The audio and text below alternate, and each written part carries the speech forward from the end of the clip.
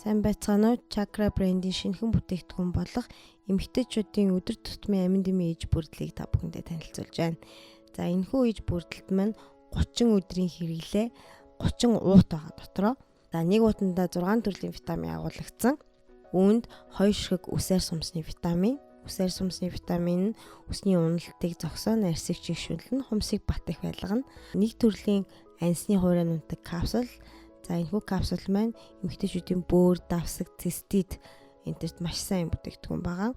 За ансны шахмал, булганы могдын гүний саам байгаа нэг ширхэг.